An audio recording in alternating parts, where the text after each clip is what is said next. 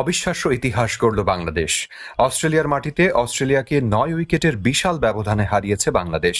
সফরের প্রথম টেস্টে টানা ১১টি সেশনে আধিপত্য দেখিয়ে ঐতিহাসিক জয় তুলে নিয়েছে টাইগাররা। টেস্ট শুরুর আগে প্রশ্ন ছিল, বাংলাদেশ আদৌ কি ম্যাচটি তৃতীয় দিন পর্যন্ত নিতে পারবে? কারণ টেস্ট র্যাঙ্কিংয়ে অস্ট্রেলিয়া রয়েছে ১ নম্বরে আর বাংলাদেশ রয়েছে ৯ নম্বরে।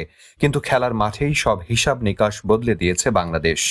অস্ট্রেলিয়াকে হারিয়ে বাংলাদেশ আজ শুধু একটি টেস্ট জেতেনি, লিখেছে ক্রিকেট ইতিহাসের নতুন এক অধ্যায়। বাংলাদেশ ক্রিকেটের জন্য এ এক অবিস্মরণীয় দিন। ডারউইন টেস্টের প্রথম দিনে হাসান মাহমুদ, দ্বিতীয় দিনে তানজিদ হাসান আর তৃতীয় দিনে মেহেদী হাসান মিরাজ সহ দলের প্রত্যেকেই নিজেদের দায়িত্ব দারুণভাবে পালন করেছেন। প্রতিটি সেশনে এসেছে নতুন নায়ক, আর দল হিসেবে অসাধারণ পারফরম্যান্সে এসেছে ঐতিহাসিক এই জয়। এই জয়ের সবচেয়ে বড় নায়ক হাসান মাহমুদ। পুরো ম্যাচে ৯ উইকেট আর তার সাথে ব্যাটিংয়েও অবদান রেখে ম্যাচ সেরা হয়েছেন তিনি।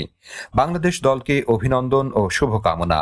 প্রিয় দর্শক, আমাদের চ্যানেলটি সাবস্ক্রাইব করে সাথেই থাকুন।